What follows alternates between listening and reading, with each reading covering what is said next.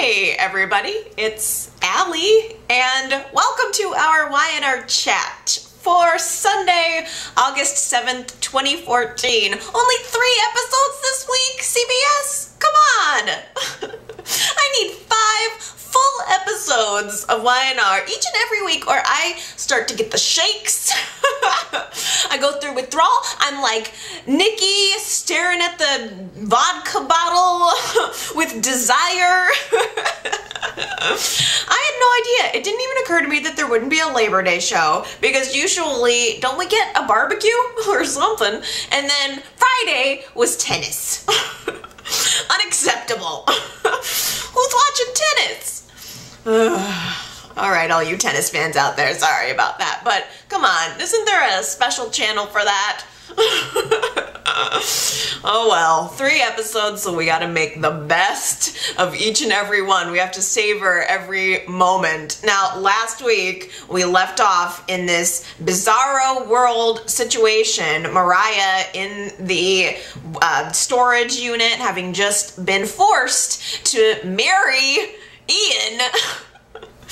And Sharon and Nick bust in, they rescue her. Of course, Detective Harding is 2 steps behind, thinking, why does anyone in this town even bother to involve the police when they're clearly just gonna go off and do their own thing and solve the mystery all on their own? He tries to get Nick and Sharon to back off. This is a crime scene, and Sharon says, I'm not leaving her. I'm not leaving my daughter. The other big revelation, of course. But Mariah is still very foggy. She's still putting together the pieces on what exactly happened. She looked up, great moment. She looked up, saw Nick, and says, "You came for me." Which was so telling. So the entire time that this situation is going on with her, there had to have been something in the back of her mind, as Ian's forcing her to marry, that she's thinking, I wish Nick would rescue me. Just kind of like he does Sharon all the time. I just thought that was completely interesting. And I don't think that her crush on Nick is just gonna go away. If she is seeing Nick as this knight in shining armor, and even in her darkest moment is thinking, I wish he would come rescue me, I don't think that's just gonna disappear overnight with the revelation that he's her stepfather. Who knows? Mariah's pretty twisted. Maybe that adds to the fantasy. So they whisk Mariah away to the hospital, and she's lying in the hospital bed. She's starting to come to and starting to put together the pieces of everything that's happened with her. Sharon's not leaving her side. She's just found out that she has this daughter, and she wants desperately to connect with her, and Sharon actually keeps calling Mariah her daughter. And in the midst of everything that's happened, Mariah is not about to let that slide any more than she needs to. Mariah says to Sharon, look, lady, knock it off. Stop calling me your daughter. I'm not your daughter. And Sharon has to reveal the truth about her maternity and her entire life. I mean, Mariah has just been through this ordeal where this man that she thought of as her father tried to marry her. Oh, that's just gonna add to the twistedness with Nick. But this man who she thought of as a father tried to marry her and, or did marry her, held her hostage, forced her to get married. Her whole world as she knew it was blown up already, and then Sharon has to lay on the other layer of truth about who she really is, about her real mother, real father. I was kind of shocked. I really wasn't expecting that moment. I thought, okay, well, we'll take a couple of days for Mariah to process everything that's happened, and then maybe we'll tell her that Sharon's her mother later. But no, right there, right then, personally, I think it might have been a good idea to hold off on overwhelming Mariah after this whole ordeal. I can't think of why Sharon did that. The only excuse I could possibly think of is that it's a way to keep her in town, because Mariah, they established she didn't have any kind of rape or sexual assault happen to her. The doctors confirmed that. And I wonder, I thought it was interesting that Y&R made the point of saying that, of establishing that no, in between scenes, there was no actual rape, or he enforced Mariah to marry him, but did not force himself on her sexually. Weiner made that point. But I guess maybe the only reason that Sharon decided to tell her about this was so that Mariah would stay in town. I mean, Mariah's been through so much. Considering her condition was looking good, she probably would have been released from the hospital in a couple of days, and I'm sure she would have just been on her way. She's kind of a drifter anyway. So maybe Sharon just told her to get her to stay in town. Nick is trying to smooth the waters because Mariah is not very receptive to any of this. I mean, she finds out Sharon's her mother and her world is rocked. Sharon wants to be there for her, but Mariah tells her kind of just to go away. I just want to be alone. I need to process this on my own. Nick is the only one who really has the ability to reach out to her. Nick is the only one that she's really felt connected with, and so he tries to talk her into opening her heart up to Sharon a little bit, but Mariah feels betrayed. She feels alone, and she doesn't want necessarily to have anything more to do with Sharon, who just a day ago was calling her a tramp and a whore and kicking her out of her house.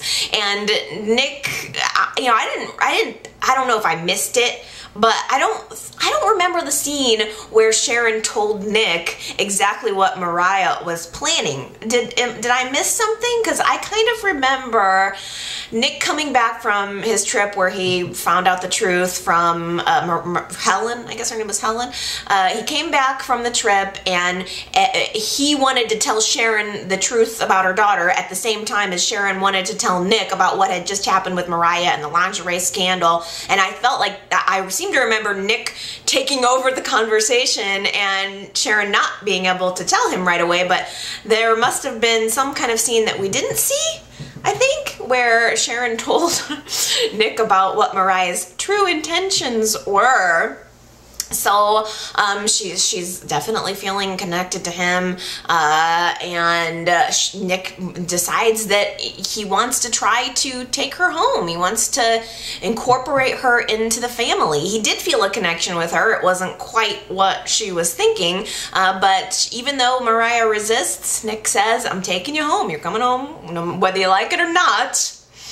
Sharon is actually at home at this point talking to Faith, having to reveal the truth to Faith about who Mariah really is, and you have a new sister now, and Faith is all, "Oh, but she broke the rules, why is she back in the family?" And Sharon's kind of making excuses, and, "Well, she just didn't have the same kind of upbringing as you did, and now she's going to be part of our family."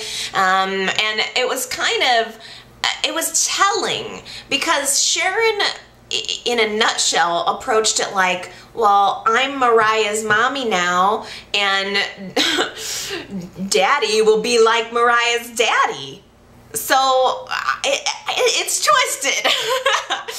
It's twisted, but enjoyable, I think. I mean, Mariah's mind has got to be so screwed up on every single level. Nothing is what she thought it was. No one is who she thought it was. Nick successfully brings her back to the house to try to incorporate her back into the family, but it was not a happy homecoming.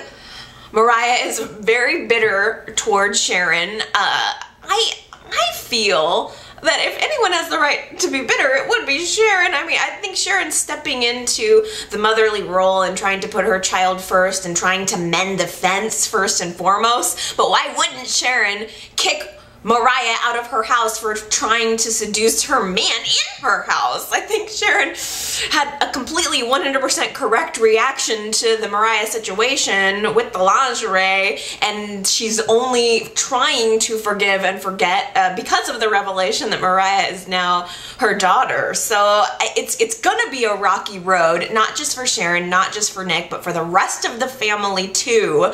Noah has found out that he has a new sister, which is not exactly easy on him either. He goes to Summer and tells her, I mean, they both can't stand Mariah. So it's not a happy revelation. Noah tells Summer, and Summer is just not at all. I think Summer was more upset than anybody else about having Mariah as a member of her family. I think just it kind of dawned on me during that scene. It was Noah telling Summer, but Austin, of course, was at her side. He's never very far from her. But Austin was kind of involved in the situation, in the conversation, and I thought, I bet that Mariah is going to end up coming between Summer and Austin, because Mariah is man shopping. Tyler seems to be off the picture. I don't know where he is. Where the heck's Tyler?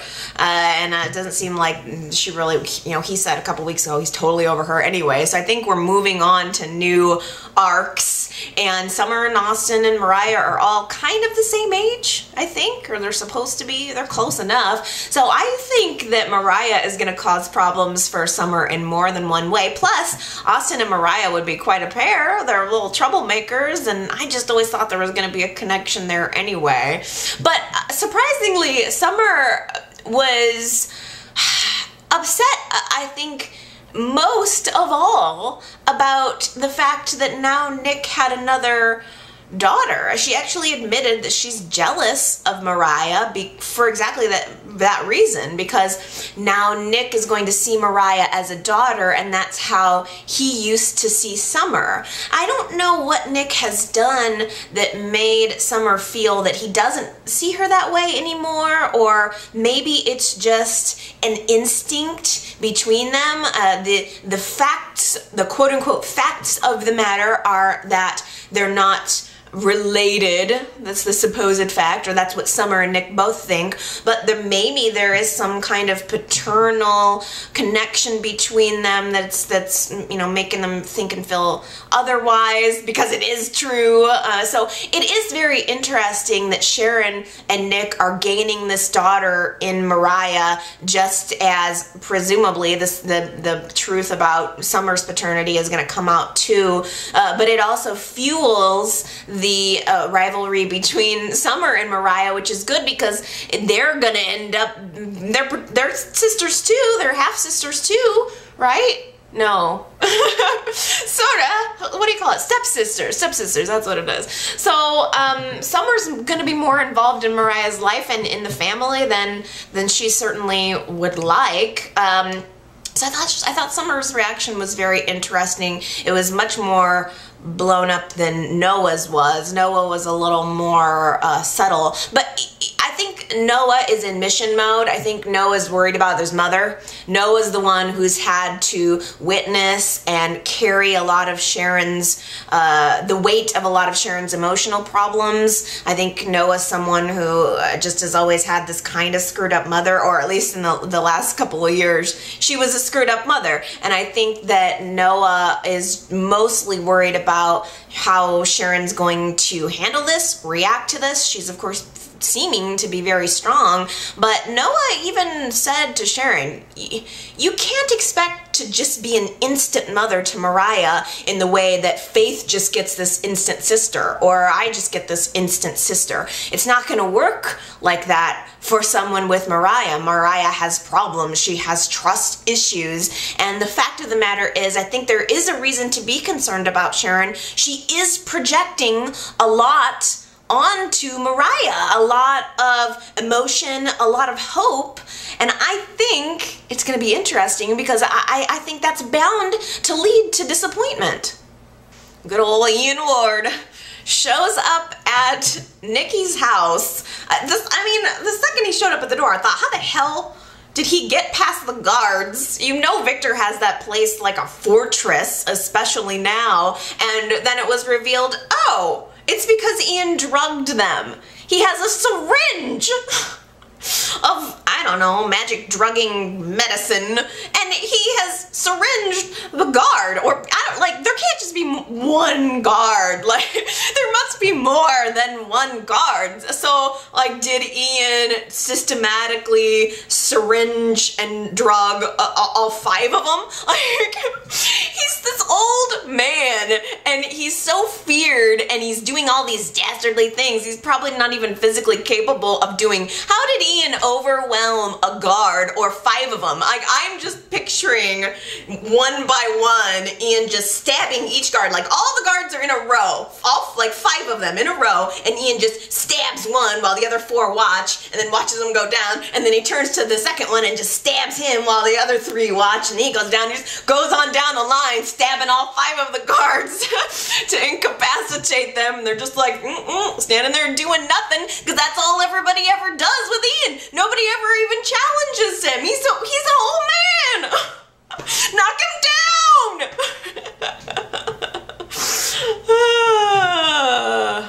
So he makes his way up to the main house. He's being all creepy with Nikki. I don't even know why she let him in the door.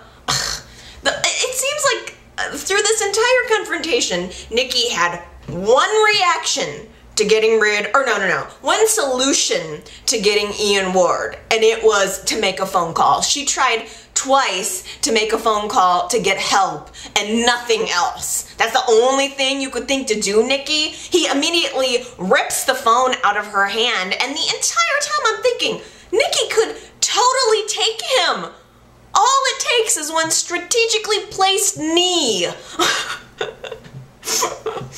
Or hand. I mean, there's a million different ways that you could, like, take this guy down, and Nikki did none of it. She just is there like a wafy, injured little pony, and I don't get why she's like that. Nikki should, I don't know. I mean, has she ever really been fierce? Maybe I'm wanting her to be fierce and she's just not. Maybe that's just not at all who she is, because she was completely passive the entire time. Ian starts going on his diatribe about how Nikki was the chosen one. They could have had so much together. They could have, you know, if she would have only told him about the baby, they could have raised it together. They could have been so powerful. They could have formed a dynasty. So he had a wife. Why Nikki? Why was Nikki? I don't understand this. Why was Nikki the chosen one? And he waited all these years to contact her? I mean, how much time has gone by since it's the cult? I mean, okay, Dylan's age, well, I mean, he's at least 35. I mean, I'm sure the actor's older, but what's it been, 30, 40 years since this has all happened? And Nikki was so important to him at the time, and he instead just did this 35-year-long con. It doesn't make any sense to me at all. I don't know. I'm struggling with it. I'm struggling to understand. They're having this confrontation while Ian is going on about everything. Like, and Dylan calls. Dylan calls in the middle of it, and Nikki Ian forces Nikki to answer the phone, but tells her, don't do anything shifty, no shady business, you know, don't tell anybody I'm here. So Nikki has to be subtle on the phone to try to subtly alert Dylan that something's wrong. I wasn't sure if she was trying to, at first it seemed like she was going along and doing what Ian wanted and not wanting to bring Dylan into the situation, but then as it went on, she said something off to him like, take care of that cold, and it was just enough to make Dylan suspicious that something was going on with her, but Ian doesn't know that, so she hangs up the phone. I mean, the entire time, Ian's got the syringe. That's so stupid. Why a syringe? He's got the syringe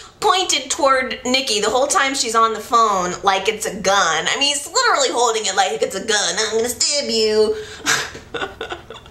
I don't know. I mean, I guess he is the kind of villain that would walk around with a syringe, so I should buy that. But Dylan knows something is up, and he, of course, ends up running in and rescuing Nikki just in time, rescuing the damsel Nikki just in time. And it was like Ian was in the process of going on about Nikki facing her demons. Like, Nikki, you're right back where you ended up, and he grabs this bottle of vodka dramatically and shakes it in front of her and tells her she's gotta face her demons. And it was like this weird mix of him trying to save her, trying to help her, trying to give her some kind of advice, while at the same time obviously wishing her harm or threatening harm to her. I was so freaking confused. He comes up, she's trying to comply, like, yeah, you're right. She's trying to go along with it.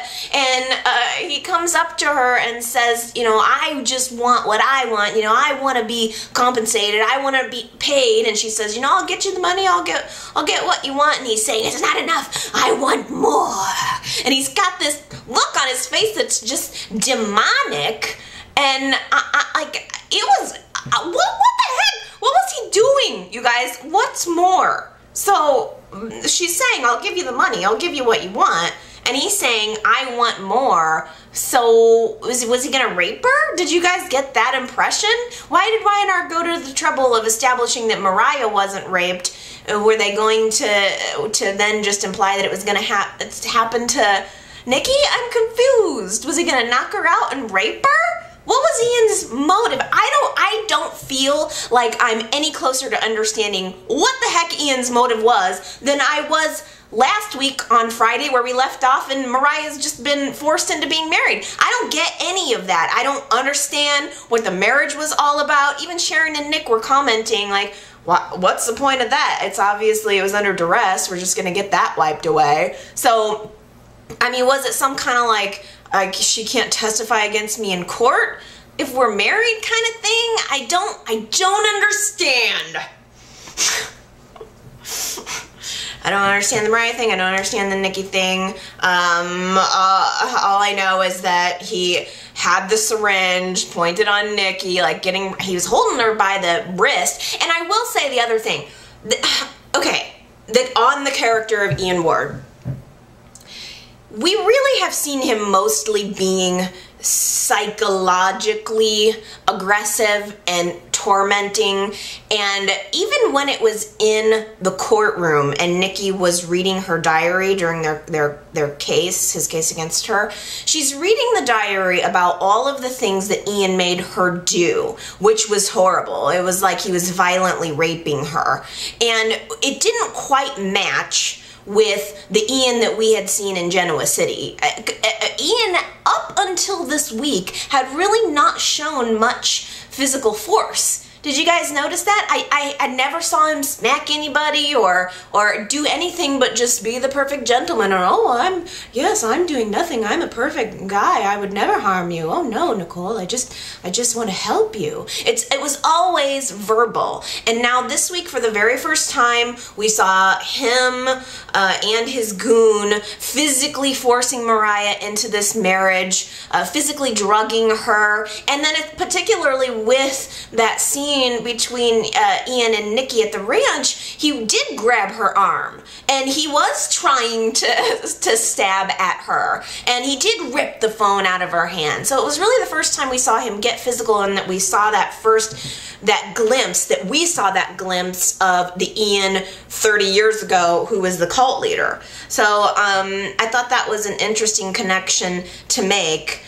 He is holding the syringe on Nikki as Dylan busts in, and it's just, I gotta go back and look at the scene, because he's getting ready to stab Nikki with the syringe, and then Dylan rushes in from like some kind of side door. It wasn't even from the front door. It comes from the room where there was that bomb at, what was it, at Nikki and Victor's wedding reception. There was a bomb in the boiler room. I think Dylan snuck in from the boiler room and he just says, Ian, and Ian turns around in like pure bad guy form. It boiled down to the essence. I mean, he might as well have been wearing a cape and a hat. And he turns around and just looks at Dylan. He's got the syringe pointed, and Nikki's like the damsel. And Dylan just says, Ian, and then Ian just runs away, which is the same thing he always did every time Victor confronted him. He just turns tail and runs away. Dylan goes running after him, and the next thing we know, Dylan shows up at the coffee house, and Ian's nowhere to be found. There's a gap in time. Dylan shows up. He walks through the door. We see that he's got blood on his hand. He's looking at the blood on his hand, and he's tugging at his shirt. Oh, there's a big blood stain on his shirt, and he has this moment of realizing he's got to get rid of the evidence, and he literally peels off the shirt he had on, grabs a garbage bag, and starts to shove it in the garbage bag. So you get this sense of, you know, he did something bad, and now he needs to cover it up, and he's in the process of doing that just as Avery walks in and sees him, and, well, what was that? Was that the end of...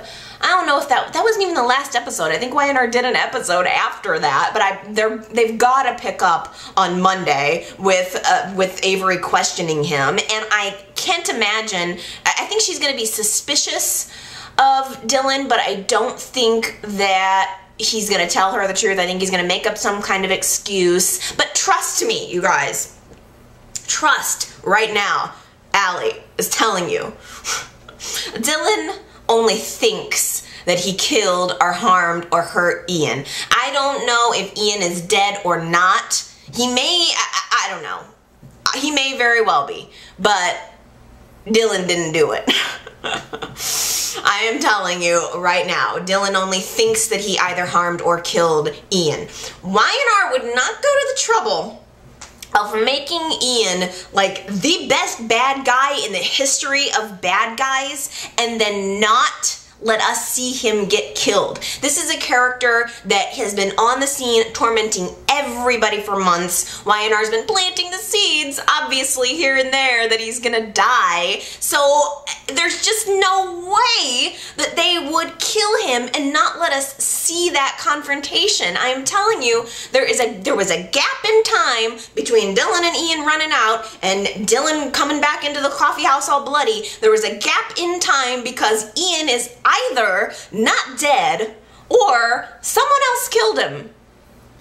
Really quickly, I have to mention that Avery got a call this week from her ex-husband Joe to congratulate her on her new partnership. Where'd that come from? How come Joe called Avery to congratulate her on her partnership with Michael, but didn't call her to congratulate her on her partnership with Leslie? So it's very convenient that all of a sudden Joe is showing up right onto the scene at the same point where Avery and Dylan are having a hard time connecting anyway. They've been struggling to stay on the same page. The Austin thing did not help, the trial in Austin and all that, and now that the fact that Joe is calling Avery, her ex-husband is trying to contact her again, it's causing some distrust between Avery and Dylan. They're on shaky ground anyway, and now there's going to be a whole new level of distrust because Dylan is going to think that he killed Ian Ward.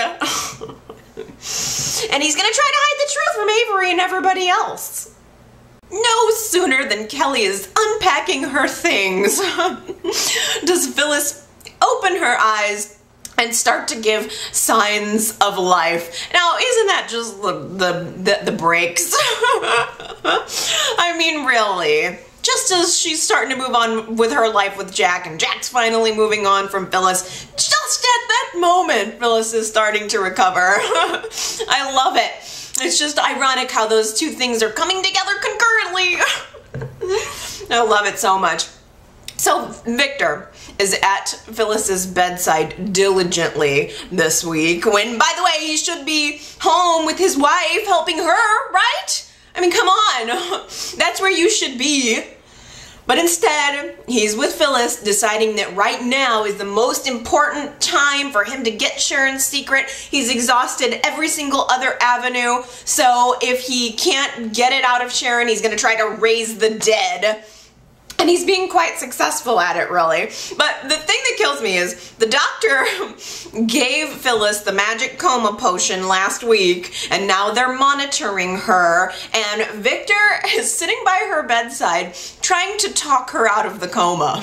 Like something he says is going to make any difference whatsoever. He's sitting there. The thing is, too, that bothers me is that Victor is so self-serving. He's talking to Phyllis about how he needs her to come out of this coma. It's literally like, Phyllis, it's Victor Newman. I have come all this way from Genoa City, and I know that you've been in a coma for over a year now, but I just came all in the 3-hour flight from Genoa City in my private jet with all of the booze I could drink and phone calls and internet and everything. It was very inconvenient for me. I don't care about how inconvenient this coma has been for you, but the private jet ride, it was very inconvenient for me. And so now, considering that I've come all of this way, I need you to give me some information. It would be really nice if you would wake up now. For me. I mean, come on. Like, do you have any idea how much I've had to manipulate both your son and your daughter to bring you out of this coma? So why don't you just do as I wish and come out of this coma now, please? Okay, do you know who the hell I am? Have a good day. I mean, really, Victor? It's all about you. It's all about what you want. It has nothing to do with Phyllis or her family or anything else. It's offensive. It really is, but I'm just going with it. I mean, she's starting to show those signs of life. We're seeing those peepers just shot open pretty much all the time now. And at the very end of Thursday's episode, she opens her mouth and begins to speak. This is gonna be a slow burn.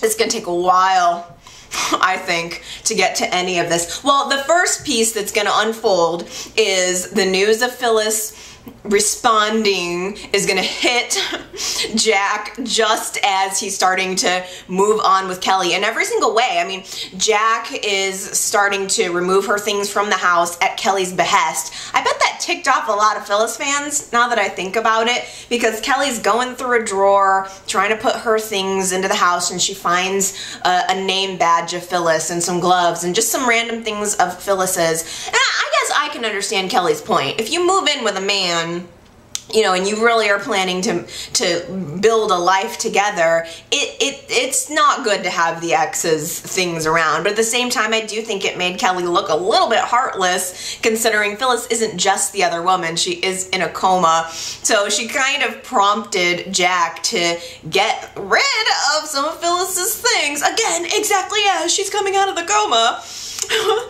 He even calls Avery by to take some of the things. I think he didn't want to give it to Summer.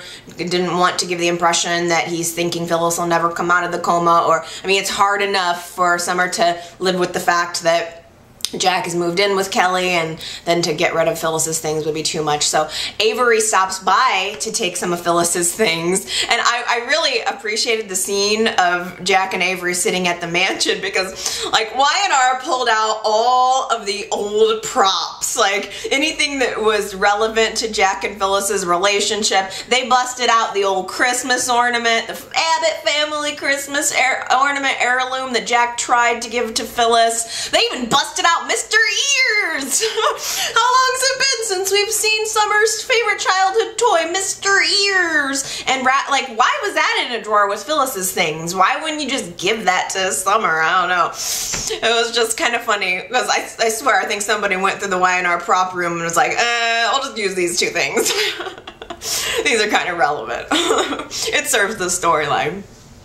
So Phyllis is going to come out of the coma, and that's going to be the first big revelation. The pieces about Summer, I kind of wonder if that's going to come together more slowly. I think Phyllis probably in her comatose fog knows something about Summer, knows that there's some kind of secret that she needs to tell, but I don't know if she's going to be able to fully be cognizant of it and or express it for another couple of weeks yet. It seems like this is going to be dragged out for a while, because the doctor is trying to coach Victor through all of this. Now that they've realized her eyes are open, the magic treatment is actually working. So the doctor tells Victor, look, you're gonna have to be patient.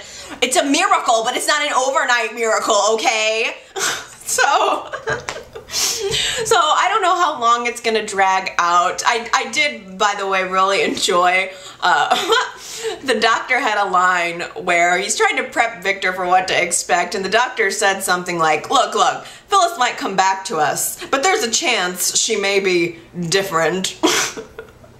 I'm like, yeah, like I said, a totally different actress. That had to have been a funny behind the scenes moment. The actors had to have been laughing about that. There has to be a cut take somewhere where they were laughing about that, because it seems like a little Easter egg that's put in there. I caught it and enjoyed it very much. But Victor's still trying to prompt her, and he decides he wants to show her a picture of someone that he thinks it's going to jog her memory, it's going to jog her out of it. Does he show Phyllis a picture of her daughter? No. Does he show Phyllis a photo of Daniel? No. How about Jack? No. Victor shows Phyllis a picture of Sharon and is hoping that she's going to have some kind of reaction. I mean, honestly, she did. As soon as Victor leaves the room, Phyllis opens up her mouth and says, "Summer."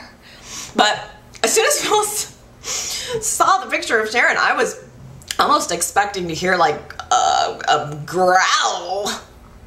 Victoria is slowly but surely cutting her ties with both of the potential candidates for her baby's father.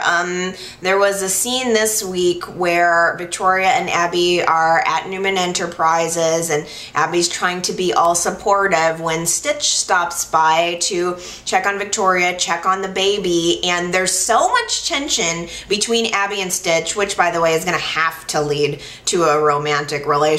Where else could it go? I mean, Tyler's completely off the scene, and it just seems like there's so much tension between Stitch and Abby. I mean, it's gonna have to go into the bedroom to get worked out, right?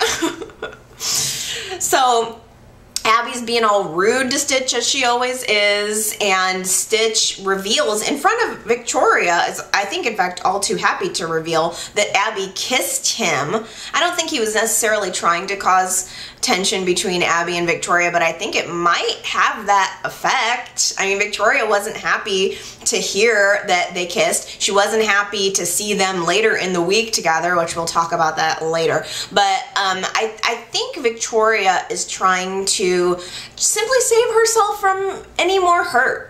As soon as Abby leaves, Victoria is able to have a private moment with Stitch, and she gives him kind of the big kiss off and says, you know, if the baby turns out to be yours, I will certainly contact you. She goes into professional mode. I will contact you if the baby, with further details, should you retain ownership of the baby. But she says, you know, I've always had an uneasy feeling about you, and I think I was just using you to get over Billy. I mean, that was kind of the essence of what she was telling Stitch, and it was sort of a breakup, and I don't think she believed it. I don't think at any point during the week anything that Victoria said was something that she believed. I think she's going into self-protection mode and just she's like closing it all up, and the metal walls are just sealing tight around her, and she's gonna be Robo-Victoria. She's not gonna give anybody anything emotional, least of all the two men that have the potential to hurt her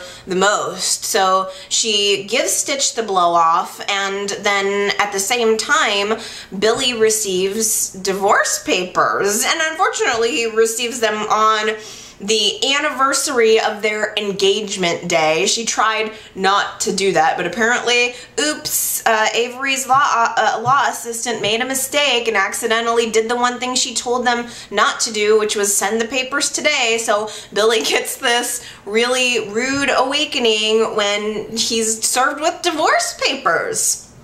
And he comes to visit her at Newman Enterprises. Of course, there's a crossover between him and Stitch being there. Stitch leaves, and Billy and Victoria have this moment alone where Billy tries very hard to make a one last passionate plea to to forgive him, to just start fresh. Billy does not want this divorce. Has Billy ever said anything otherwise? Has Billy ever led us to believe anything otherwise? Even with his involvement with Chelsea, Billy has always been 100% on board the Victoria train. So if Victoria's feeling jealous or insecure about Chelsea, she really shouldn't, because I think Billy's been perfectly clear. He tries to get her to open up a little bit and says, look, I have a question for you. Even though things have turned out the way they have, would you do it all over again? I mean, think about that day when we got engaged. If you knew then what you know now, would you still marry me? And she admits that she would. She said it was one of the most powerful moments of my life. I would do it all over again. I mean, they shared a wonderful life. They shared children, and I think that it was the right answer. And I guess probably of the entire week, that was the one honest moment that she did have.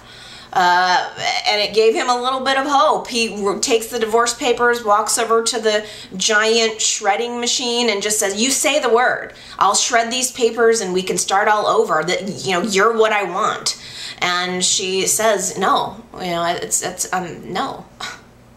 And they sit down to sign the papers. You know, he unfortunately has to accept his fate. He's going to give her what she wants. They sit down kind of ceremoniously to sign the papers, and it was very, very sad. The end of Billy and Victoria's marriage is an end of an era that has not only been a powerful relationship for the two characters, but a really dominant relationship on the show. So I don't know if it's going to stick. I don't know what this means. I don't know if it's YNR just kind of freeing everybody up so we can explore the different possibilities fully and without that, you know, the repercussion of Billy and Victoria being in a committed relationship.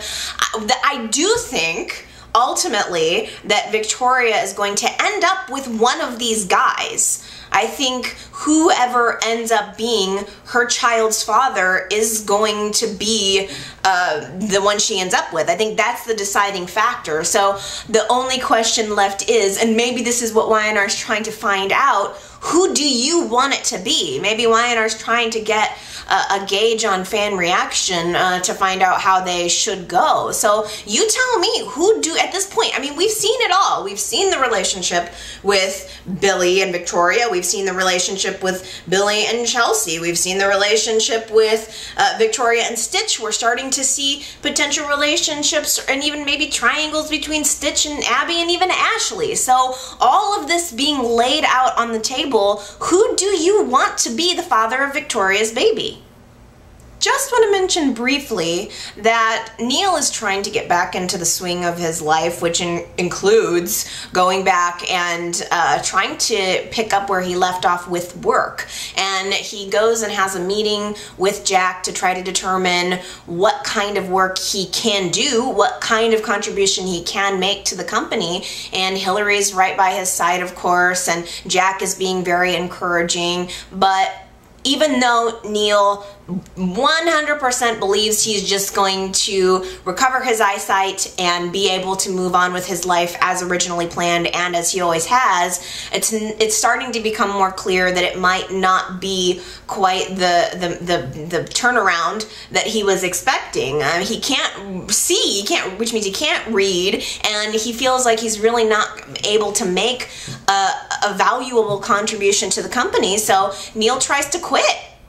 Says maybe I just need to resign, and Jack is like, no, I want you here. I respect you. Not only are you a colleague that I appreciate, but you're a friend. So they end up settling. Jack offers Neil the ability to take a leave of absence, but with 100% pay the entire time he's gone.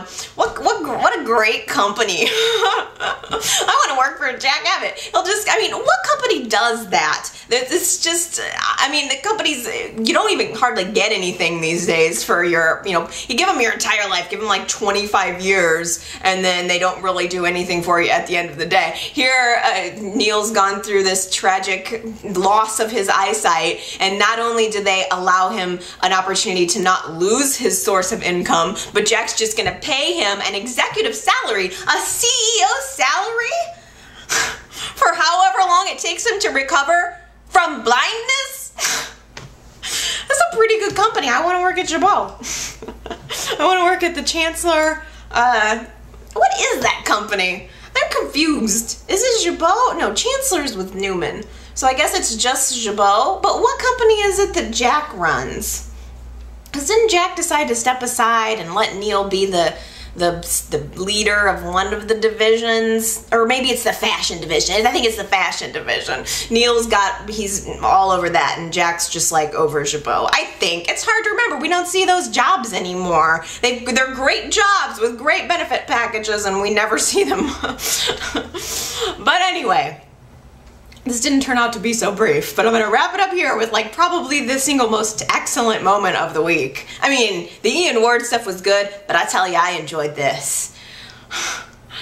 Devon is hanging out on the scene, trying to be there for Neil, and really, let's face it, if Hillary's somewhere, Devon's gonna be there too. So Neil's going through this sort of business resolution conversation with Jack. Hillary's there. Devon's kind of hanging out on the sidelines, trying to help Neil decide what he wants to do. And there is this brief little moment after it's all said and done where Jack and Devon have a moment in the hallway. And they're starting to talk about being supportive of Neil, and oh, we're so glad that, I think Jack even said, so glad that Neil has Hillary. And you know Jack is leading here, and he's trying to, without being overt, he's trying to inject his opinion about what he saw at Catherine's memorial service. So he says, Neil's going through a lot right now. It's good that he has Hillary. And then Devon says, well, it's really, good that that he has Hillary, and he's asked me to look after her too. And Jack just said, Devon, there's a difference between looking at her and looking out for her and gazing at her. And Devon's like, oh, what? Jack just walks away. Boom! Just drops that bomb. Oh yeah, that little thing that you've got for your father's wife? I know about it. Bam! Neil stepping down from Jabot, I suppose, is a perfect timing for bringing Ashley in. Yay! Ashley's back. I feel like I say that. I go, like at least 3 times a year I go, yay, Ashley's back. Is there any way we could just make this permanent so I could just talk about Ashley in context of the show and not her coming or going? Actually, I guess if Neil's the CEO or whatever over the fashion division, then I guess that doesn't really connect in with Ashley's potential job. But she comes in with her guns blazing to Jack and Billy, and she tells them she has got a revolutionary new idea. It's a new fragrance, and she wants to bring it to Jabot. Forget working on her own. She's ready to come back to Jabot. She wants to develop this revolutionary new fragrance. She wants to market it. She's got marketing ideas, a perfume bottle, and a question mark.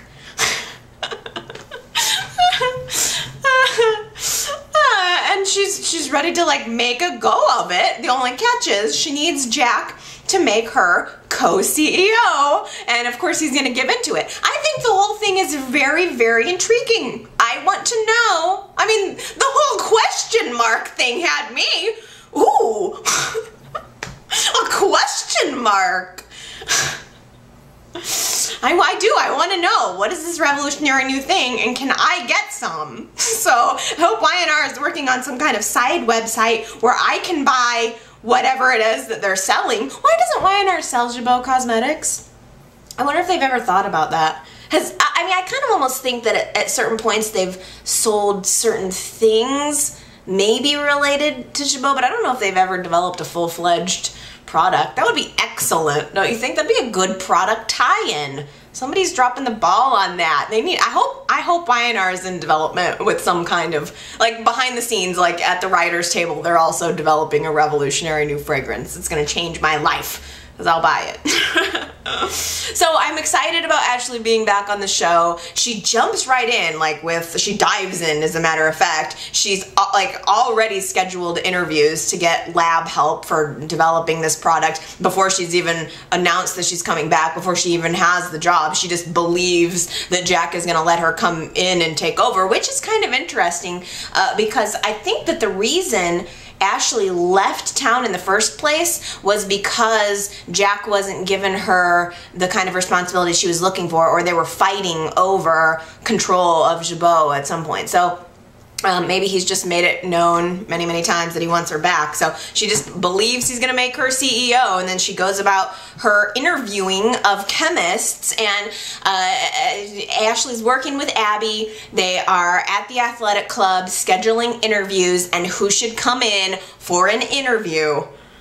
Stitch. I was surprised. First of all, I'm like, well, just because you're a doctor doesn't necessarily mean that you're a chemist. I would think that maybe you took some chemistry classes, but I don't know. I guess I thought that they were very different things. Maybe they're not. Apparently, during the interview process, he revealed that he worked in a chemistry lab throughout medical school, and he was practically running the place by the time he left. So he's got apparently some amazing resume, but Abby is not happy about it. Ashley's been mostly absent for everything that went down with Stitch. She had a prior connection with him, but ever since the big revelation about his identity came out, Ashley she kind of heard buzzing, but she didn't really know about any of it. So Abby is barking in Ashley's ear like, you cannot hire this man. You cannot hire somebody who's lied about their identity. Why would you? She completely flips a lid and almost defiantly, Ashley just decides to hire Stitch, hires him on the spot. Doesn't even say, okay, well, we'll get back to you about that. No, she just hires him. I think she sees something in him, apparently, or she wants to see him out of something, or I don't know. It's actually pretty unbelievable that Ashley would hire a con man. I mean, because let's face it, he lied big time about his identity. That's a con. That's a con. So, and I'm not saying Stitch is a bad person or whatever, but it's unbelievable that she would hire this guy and trust him with her top secret, revolutionary new project just because she's kind of attracted to him. I mean, she tried to play it off, telling Abby that, oh, she's just hiring Stitch so that she can keep him busy while, so that he can't have an opportunity to pursue Victoria. But I think she's got a real personal agenda here. Let's read some comments. I got some good ones this week. Okay, I got two very similar comments on Facebook. First, Francis Cole Whitlow on Facebook left me a comment and said, I just read a rumor that they may be writing a storyline where Michael gets cancer and dies. Please tell me this isn't true. I love my Michael. Have you heard anything? Thanks. Then I got another message on, I don't know if it was on Facebook or YouTube. Bobby messaged me and said, any thoughts on the rumors about them killing off a major character to cancer? I'll be bummed if it's Michael. So I will tell you, Francis and Bobby, I had heard nothing about this before you guys. I don't really usually pay too much attention to anything that's not confirmed, but it definitely raised a red flag for me when you both said that, in the same time span, and I'm starting to feel worried about that, because we had the scenes this week where Michael and Lauren are struggling to connect. There seems to be something wrong with Michael. Michael is disconnecting, whether it's a physical problem. It seems like he's just physically, he's becoming impotent. I hope he doesn't have prostate cancer or something, but he's becoming impotent and it's causing him problems. He's becoming emotionally disconnected, and he's throwing himself into work. This partnership with Avery was supposed to save him time, and now it's not, and I think he's just finding excuses to not be at home with Lauren because not being able to perform sexually is making him feel like less of a man, or it's messing with his head. And at the same time, Lauren was adorable this week, trying to make him feel like it's okay. I mean, I just want to be with you. Let's just enjoy our time together. We don't have to be having sex. I don't expect things to always be that, and let's just move on. And he snaps at her and says, don't talk to me like I'm a child. So he's got some emotional stuff going on too. This whole problem between Lauren and Michael's sex life was running at the same time as Lily and Kane were having a sex scene. No problem whatsoever getting it on. It was very cute and adorable. And later in the week, Lauren had, or maybe later in the episode, Lauren had a meeting with Lily, and Lauren was kind of trying to pry Lily about, well, how do you guys keep things spicy? And she comes up with this idea that, hey, one time we had this, Michael and I had this Halloween where I dressed up as a sexy witch, and then we had so much fun afterwards. So Lauren goes home, puts on her sexy witch outfit that she probably has just like hanging in the back of her closet somewhere. She's like, you know what, today's the day, I'm gonna bust out the sexy witch outfit. And then she puts that on, calls Michael, and is like, can you come home? Wanna ride my broomstick? I'm just gonna imagine the scene that should have happened with Michael and Lauren and the sexy witch, because instead she tells him she's got something special planned, and he says he can't come because he's working. He said he had a pile of work on his desk, but he was sitting at the coffee house with a cup of coffee, and it didn't look like he had that much going on. There was nothing there. He was just avoiding home. And Lauren is obviously taking it personally, because she's saying, what can I do? Hey, Lily, how can you give me some tips on keeping it spicy? So Lauren is obviously thinking it's something that she's doing, when it seems like it is a problem of Michael's. And it hadn't even occurred to me till I saw Francis and Bobby's comment about Michael maybe having some other thing. I'm not okay if they try to kill Michael. Please don't kill Michael, YNR. Please. The only thing I could think is, I don't know if they're going to do that, but is it possible that Christian LeBlanc, who plays Michael, is kind of ready to move on, or ready to just maybe not be on the show anymore, and so YNR is trying to make the most of the exit? I think that's a very good possibility. I think we always kind of jump to the conclusion of like, oh, why do they gotta kill off characters just for ratings? But it's very possible that maybe somebody's ready to go.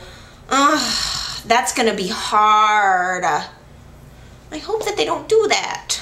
You guys have to, everybody else, leave me a comment. Let me know what you're hearing. I don't like to get too bogged down by rumors, because half the time they don't end up to be true, or I would have thought Michael Mooney was coming back to the show. But this one seems to have some legs. Anna left me a very, very sweet voicemail this week, and she kind of got me thinking in a different way about the Hillary, Devon, and Neil triangle. Anna says, I'm summarizing, but kind of I think that Hillary loves Neil in a different way that is romantic, but it's not the same type of chemistry as it is with Devon. Like Anna was saying, that there's a difference between a relationship that's based on friendship and trust and partnership versus a relationship that's based on sexual chemistry and desire. And Anna says, ultimately at the end of the day, lust is going to burn off. Hillary should stay with Neil, because to Devon, she's a conquest. To Neil, he will love her forever. And I think that that's a very good point. I mean, all things considered, and in a logical way, yeah, Hillary should choose Neil. I mean, it wasn't until, I don't know, she didn't seem like the Devon thing it didn't seem like it got that hot until after she married Neil, which says, well, is it because it's naughty? Are they wanting it because it's naughty? And I've established many times, or I've said many times, that it does seem like it's about Devon just wanting what he can get. He's a man who can get anything now that he has all the money in the world, and Hillary's the one thing he can't have, and so he wants it. So I think ultimately, yes, Anna, Hillary should choose to stay with Neil. And thank you for the lovely voicemail. Let's see. Gary called in and left a comment that, actually Gary left a lot of really nice comments this week. Gary, I really enjoyed you talking about soaps in general, why we watch them, the lives of the characters daily. Just at a quick personal note that I really enjoyed that. But Gary also made a point about how Dylan was very judgmental when Stitch revealed the truth about him lying about his identity and having killed his father. Gary says, well, does this make Dylan no better than his buddy Stitch now that he thinks he's killed Ian Ward? I mean, Dylan has done some pretty bad things, and then when it came time to reveal Stitch's bad thing, Dylan did get very judgmental. So I think that's a really good point. Henry also called onto my voicemail and made a really funny point about the confrontation between Dylan and Ian, as Ian had the syringe on Nikki. Henry said, Ian, as soon as he saw Dylan, ran out of there in a flash. It almost seemed like there should have been cartoon music over it, like Warner Brothers music. I really laughed about that because I could see it. I'd really like to go back and watch that scene when Dylan comes busting in the living room, and I want to put some, like, I don't know, some dun dun dun dun dun dun, like, as Ian runs out of the room. It was kind of funny. Roma McCollum said on YouTube, I hope that justice is served, but Ian is going to continue to terrorize Nikki, and my hope is that Victor gets there first when it happens. So I think that might have been an older comment, but I wanted to mention it because I felt that way too. I knew that somebody was going to have to come in and rescue Nikki, and I wanted it to be Victor. I was, in fact, very surprised that it wasn't. I think YNR's been building for the last couple of weeks that Dylan is this volatile character. He's got violent tendencies. He trashed the coffee house, but there was a part of me that wanted to see a final showdown between Victor and Ian. I thought that's where the real juice was. Instead, all of the action happened off screen, but yeah, I was hoping it would be Victor. Instead, he was off at Phyllis's bedside instead of taking care of his wife. Last week we had talked about Nikki having killed before, and that there were 3 times that she had killed before. And I got several comments on YouTube of people telling me who it was. Chris Kroom had left a comment, and then Lee Daisy Williams summarized it nicely. Nikki killed Joshua Casson, which was an accident when she was 5. That was Bobby's brother. That was revealed several years ago. Nikki killed her father in self-defense when he tried to rape her, and then number 3 was Diane Jenkins, also self-defense. So Nikki's not a cold-blooded murderer. 1 was an accident and 2 were in self-defense. It does seem to happen to her a lot. But yeah, it's kind of interesting to look at it that way. Rocks Grace on YouTube says, Nick with a wrench was the scene of the week. Like when Nick and Sharon came into the storage facility, opened up the door, and Nick had the wrench in his hand. Rocks Grace says, I wish we had all played a little game of Clue to guess who would save Mariah. Nick with a wrench in the warehouse. I love that so much. I actually did go back and I rewatched that because it made me laugh after I read your comment. Jennifer Budin on YouTube says, why does Mariah hate Sharon so much? Mariah only interacts well with men. Does no one else notice this? Mariah is jealous of every woman on the show, including her mother. She hated Abby over Tyler, she hates Summer over Austin, and she hates Sharon because of Nick. I'm enjoying the storyline though. I never thought of that, but it's true, and there are a lot of women like that who really only relate well with men and do tend to see other women as adversaries. And I think there are other men like that too. But that is a really interesting point. I think Sharon has a reason. I mean, I think Sharon tried so hard to incorporate Mariah into her life and her world and to provide her with the nicest things. And Mariah did stab her in the back. I think she really did. So I think Sharon has a reason to feel the way that she does. I don't know. I don't know why Mariah feels the way that she does. I think, like you said, I think jealousy is a really, really good point. That's the only thing I could think of, but I like it. Noira M on YouTube says, the baby's gonna be Stitches. Billy will have a baby too, but when Chloe comes home with a big belly. Yeah, right? I think that's a good point. Maybe the baby is gonna be Stitches. And I think there's, of course, we all know that Chloe's going to come home pregnant at some point, but I wonder if there's any chance that Chelsea might end up pregnant again. After all, she is YNR's baby factory. Okay, guys, hope you loved this very short week in YNR. Tried to give you a lot of meat here for our YNR chat because I know we're all fiending.